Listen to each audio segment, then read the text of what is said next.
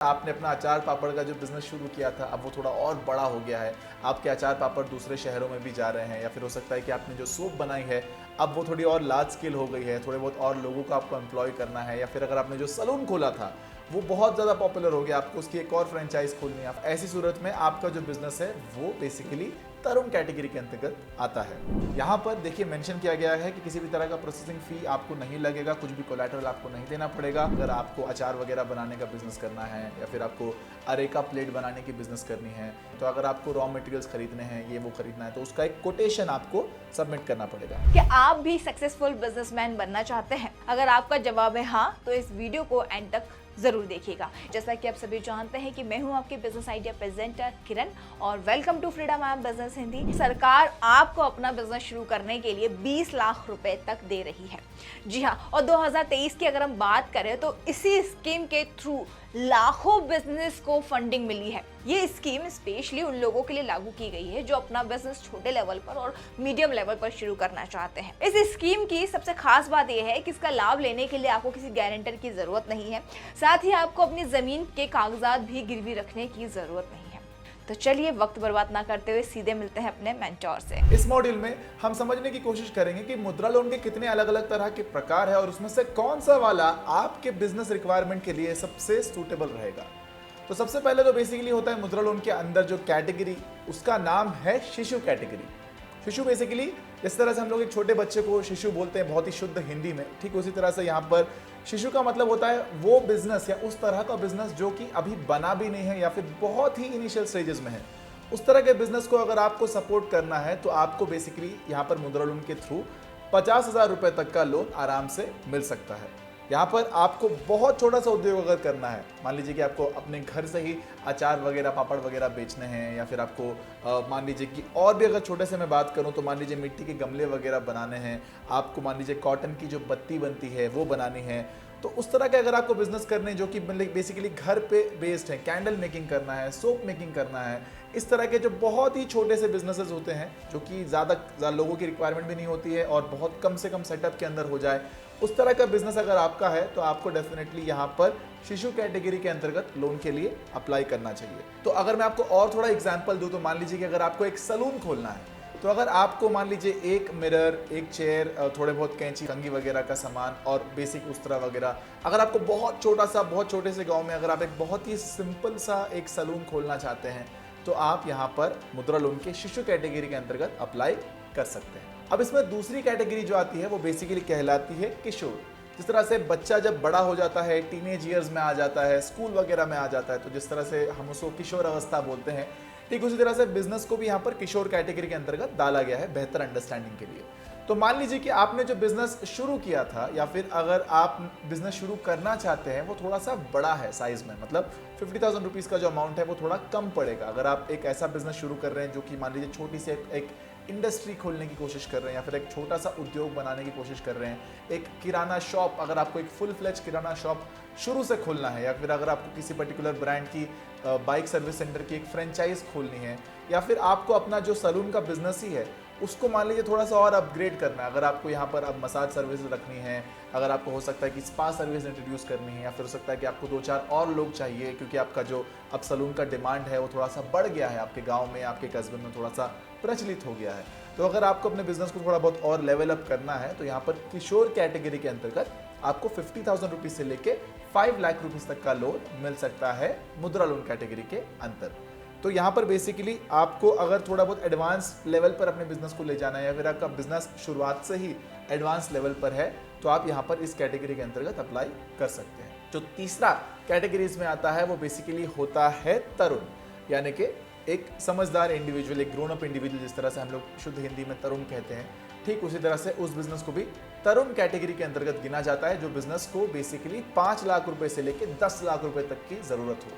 यानी कि अगर आपने अपना अचार पापड़ का जो बिजनेस शुरू किया था, अब वो थोड़ा और बड़ा हो गया है, आपके अचार पापड़ दूसरे शहरों में भी जा रहे हैं, या फिर हो सकता है कि आपने जो सोप बनाई है अब वो थोड़ी और लार्ज स्केल हो गई है, थोड़े बहुत और लोगों को आपको एम्प्लॉय करना है, या फिर अगर आपने जो सलून खोला था वो बहुत ज़्यादा पॉपुलर हो गया, आपको उसकी एक और फ्रेंचाइज खोलनी है, या फिर अगर आपको मान लीजिए उसको ही थोड़ा और बड़ा करना है, वहाँ पर आपको और अलग अलग तरह की सर्विसेज इंट्रोड्यूस करनी है, तब ऐसी सूरत में आपका जो बिजनेस है वो बेसिकली तरुण कैटेगरी के अंतर्गत आता है। तो यहाँ पर आपको 5 लाख रुपए से लेकर 10 लाख रुपए तक का लोन मिल सकता है।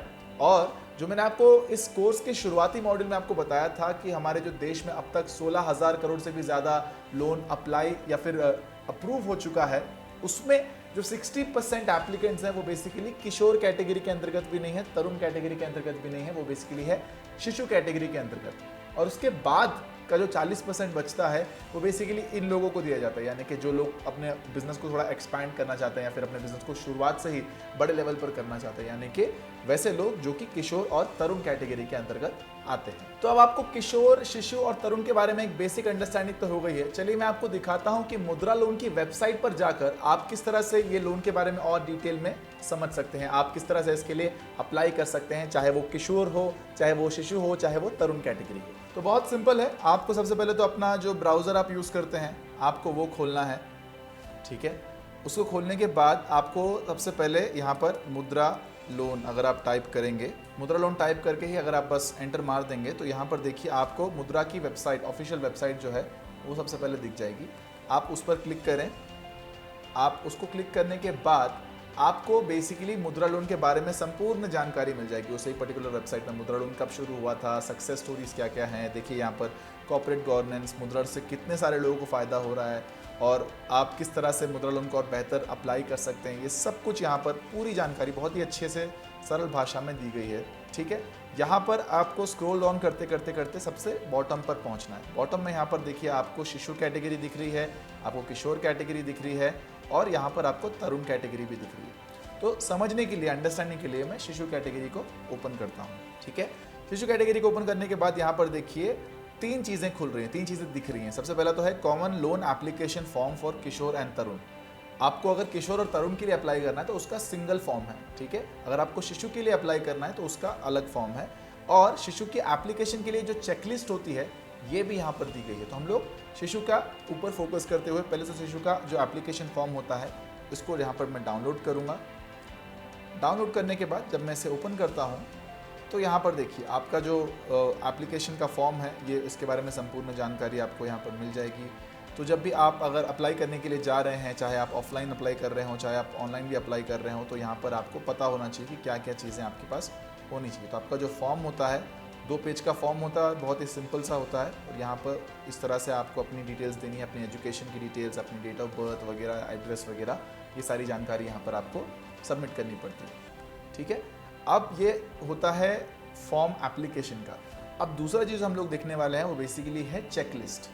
क्या क्या चीज़ें आपको रखना पड़ेगा अपने साथ अगर आपको बेसिकली इसका लोन चाहिए तो चेकलिस्ट को अगर हम लोग ओपन करते हैं यहाँ पर आकर, तो चेकलिस्ट देखिए यहाँ पर ओपन हो गई है।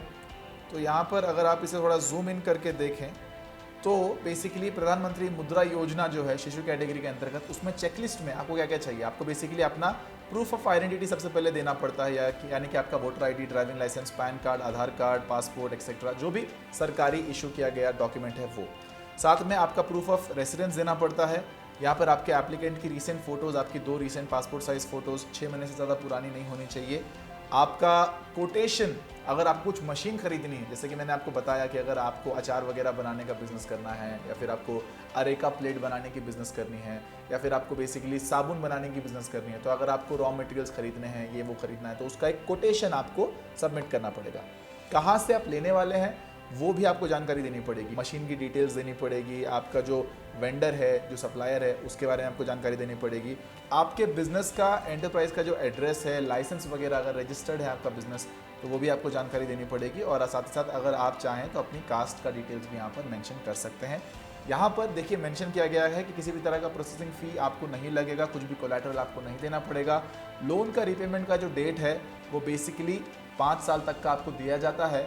और यहाँ पर आपका एप्लीकेशन है जो वो बेसिकली किसी भी डिफ़ॉल्टर की तरफ से नहीं आना चाहिए। इसका मतलब क्या है? इसका मतलब बेसिकली ये है कि आपको एक डिफ़ॉल्टर कैटेगरी के अंतर्गत नहीं मानना चाहिए किसी भी फाइनेंशियल इंस्टीट्यूशन द्वारा, यानी कि आपका क्रेडिट स्कोर अच्छा होना चाहिए।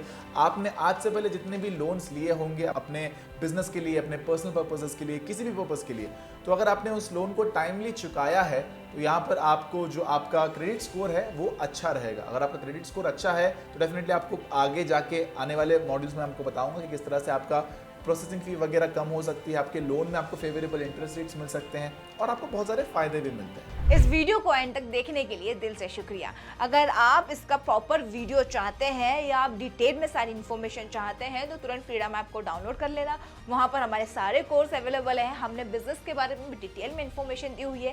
साथ ही अगर आपको स्कीम्स के बारे में भी जानना चाहते हैं, गवर्नमेंट स्कीम्स के बारे में जानना चाहते हैं, तो उसका भी प्रॉपर एक कोर्स वहाँ पे अवेलेबल है।